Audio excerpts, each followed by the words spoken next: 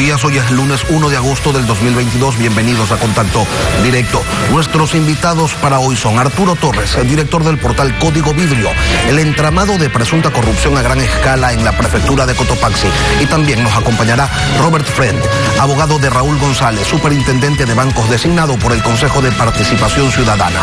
Hay múltiples cuestionamientos sobre las actividades laborales previas del señor González y sobre el concurso. Lo vamos a revisar.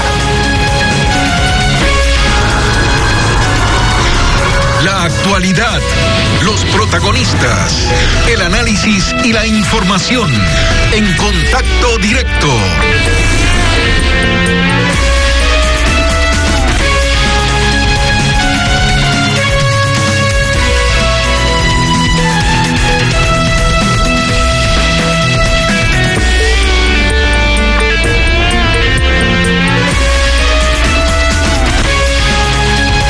El operativo Depuración 1 que realizó la Fiscalía y varias unidades policiales en 4 cantones de la provincia de Cotopaxi dejó como resultado 8 personas detenidas, entre ellas el prefecto de esa provincia, Jorge Guamán.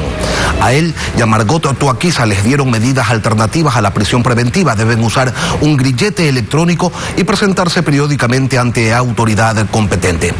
Pero ¿de qué trata esta investigación? Lo vamos a revisar con el periodista de investigación Arturo Torres, director del portal Código Vidrio. Arturo, buenos días, bienvenido a Contacto Directo.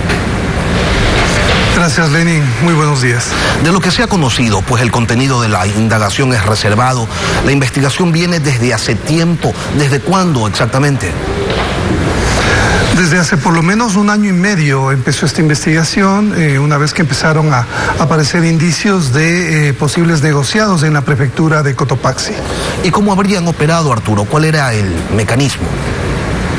Bueno, según todas las evidencias y los indicios que ha recopilado la Fiscalía con la cooperación de la policía, básicamente hablamos de una estructura que operaba desde la prefectura para asignar contratos a contratistas específicos y a cambio recibían pagos. Para esto, la organización, según la Fiscalía ha anunciado en la audiencia que se celebró el viernes pasado, básicamente la cabeza de esta organización era el prefecto, porque él conocía de todas las contrataciones a través de sus subalternos que nombró específicamente para que puedan realizar este tipo de operaciones que serían fraudulentas, ilícitas y que además involucran otro tipo de actividades delictivas.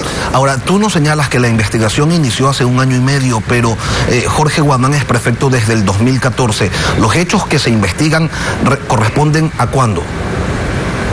Bueno, los hechos que se investigan precisamente corresponden al momento en que él asume la primera prefectura, porque durante la investigación se empiezan a recopilar testimonios, documentos que llevan a ese periodo, ¿no es cierto?, desde cuando se empieza a organizar, según la Fiscalía, toda esta estructura que básicamente servía para beneficiar a empleados públicos y también a contratistas privados, que son más o menos 4, que son los que han sido vinculados en este proceso.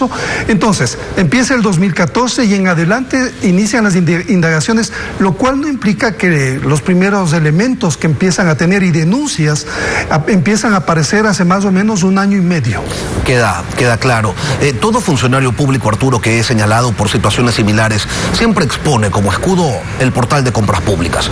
Y dicen que se hizo un concurso, que hubo más de un proponente, que ganó la mejor oferta, que el CERCOP no objetó. Que todo ha sido transparente, por ende, ahora con toda seguridad no será distinto. Bueno, lo que pasa es que aquí, Lenin, la diferencia está en que hay demasiados elementos de lo que yo he podido revisar, porque esto ya se expuso en la audiencia. Entonces hay testimonios de funcionarios de la misma prefectura que hablan del esquema, de cómo, por ejemplo, se direccionaba, además se manejaba esto de asignar cargos específicos para tareas concretas, más allá del manual de contratación contratación. Hay además contactos con personas de otras entidades públicas, de jueces, ¿no es cierto?, para tratar de cubrir estas actividades, y una vez que se sienten investigados, también se ponen de acuerdo para evitar y ocultar ciertas pruebas, según ha mencionado la Fiscalía. Entonces, ya la coartada de que todo pasó por el portal de compras públicas no alcanza, porque además tenemos progresivos en estos casos, es decir, escuchas de las personas de cómo se ponían de acuerdo para realizar estas negociaciones. Hay la información de la UAFE, ¿no es cierto?, donde se ve el incremento patrimonial de todos los implicados, las propiedades que tienen, que rebasan de largo lo que realmente deberían percibir como sus remuneraciones como servidores públicos. Ahora, Arturo, la trama sería bastante compleja, porque se afirma que incluso se llegó a constituir una cooperativa de ahorro y crédito para lavar el dinero que se obtenía a través de estas coimas.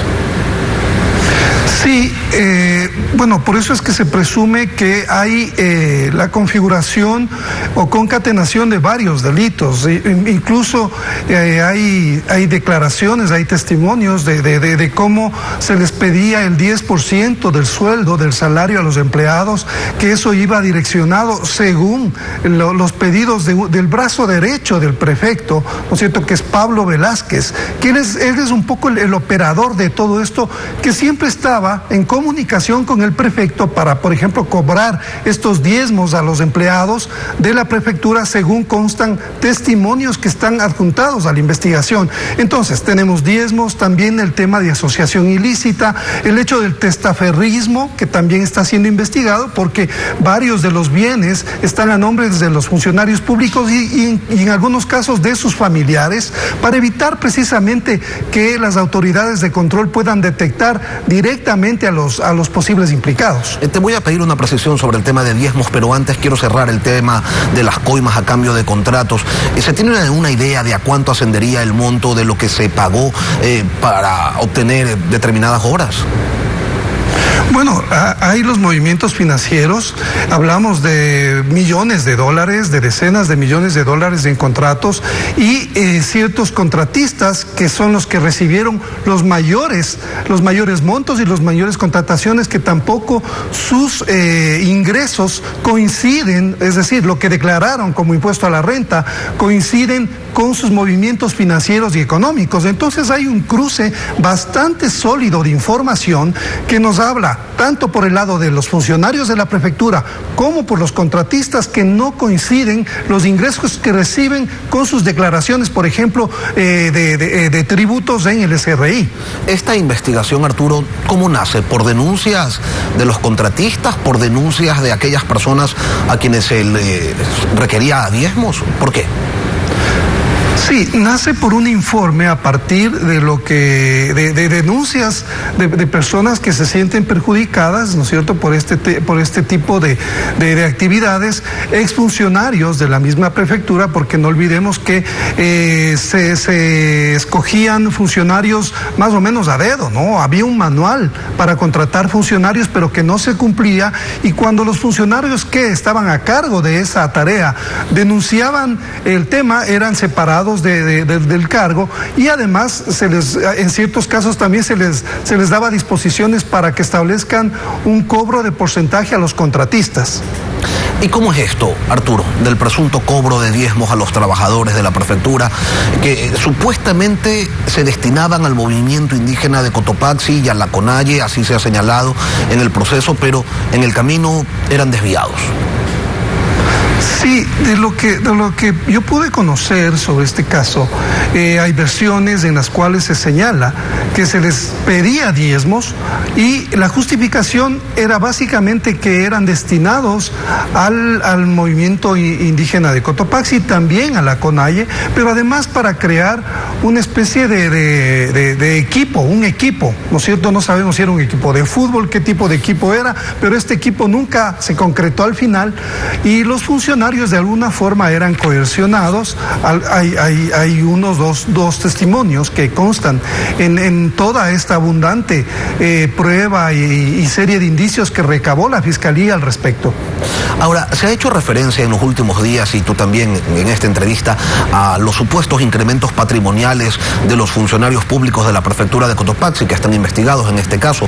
¿Esa referencia, ese incremento no justificado de patrimonios aplica también para el prefecto Guamán? En este caso, lo que se ha podido establecer es que él tiene una serie de propiedades, ¿no es cierto?, que están siendo investigadas también por la UAFE, porque no olvidemos que en esta primera etapa lo que se recopilan son indicios que le hacen creer a la Fiscalía que hay una serie de delitos y específicamente asociación ilícita. Entonces, me parece que esto nos abre un abanico de posibilidades de varios delitos, como decía hace un momento, pero la forma en que se configura la organización, todos los funcionarios que están implicados tienen discrepancias entre sus ingresos y lo que manejan en sus movimientos financieros. El mismo prefecto tiene varias reuniones con el que es el brazo derecho para tomar decisiones sobre todo este tipo de cosas. Entonces, todo eso configura para la Fiscalía, desde su teoría del caso, un delito por el que ahora se está juzgando, pero vendrían algunos más que van a irse, me imagino, investigando durante lo que viene del proceso. ¿Cuáles serían esos bienes, Arturo, adquiridos que no cuentan con un debido sustento en función de los ingresos del prefecto? Bueno, hay una embotelladora, hay también unas 2 propiedades más que están a nombre de él, y además, claro, el otro esquema es que los funcionarios que reciben un promedio de $2.500 o $3.000 adquieren, por ejemplo, departamentos que pasan de los $200 o $300.000, suites en edificios caros en Quito y Guayaquil. Entonces, básicamente lo que se ve es que no concuerda nada con la realidad de un funcionario público, y eso dentro del esquema que se compara con las escuchas que se realizaron en la investigación, los testimonios, los movimientos de la UAFE, la declaración de impuestos. Todo esto te configura que evidentemente lo más probable es que se cometieron los delitos de los cuales están siendo acusados, ¿no es cierto? Eso tendrá obviamente que decantarse en el proceso, pero los elementos desde mi punto de vista son sólidos. ¿Es la prefectura de Cotopaxi el único GAD en donde se presentan este tipo de irregularidades? ¿Es la única entidad investigada o también se está desarrollando algún tipo de acción en otras alcaldías de esa provincia, Arturo?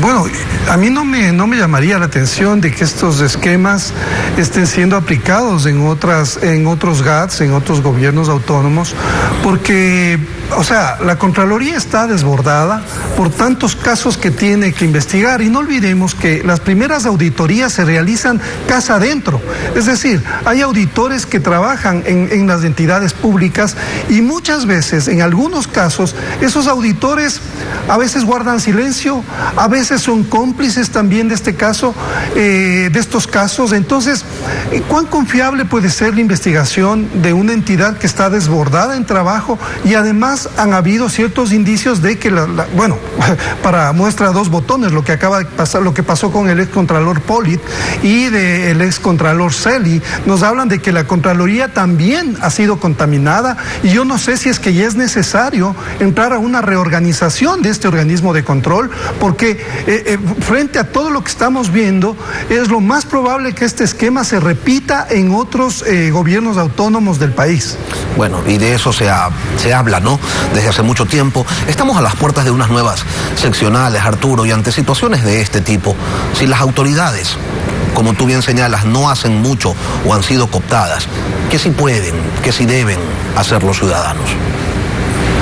Bueno, creo que los ciudadanos, nuestro papel es seguir denunciando, porque no olvidemos que este caso también surge de denuncias de ciudadanos, de lo que yo conozco, y mientras la ciudadanía no se involucre y no crea que esta es solamente una función del Estado, de los organismos que componen el gobierno, los gobiernos seccionales, ya vemos que no son muy confiables, que digamos, no vamos a ir más allá, Lenin. Estamos en un círculo vicioso vicioso en el cual necesitamos dar un salto, pero los ciudadanos, ciudadanas deben involucrarse para desde su campo, desde su trinchera, hacer lo que esté en sus manos para salir y tratar de romper esto que está carcomiendo al país y que se llama corrupción, que realmente se volvió sistémica y necesita tener ese tipo de abordaje tanto desde el gobierno como desde la sociedad civil.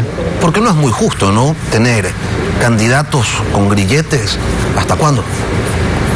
Sí, ese es el otro tema, Lenin, que me parece crucial en este momento. ¿Qué estamos exigiendo nosotros de los candidatos? O sea, si hay una corresponsabilidad cuando nosotros estamos eligiendo candidatos que no tienen perfil, que no tienen formación, que han hecho... Que lo que sí tienen es glosas y bastantes. Lo que tienen son muchas glosas y sin embargo eso lo exponen y hay veces, o sea, se ha trastocado todo, que ahora tener un grillete significa como un trofeo, ¿no? De que están haciendo bien las cosas, porque la coartada es que son perseguidos políticos.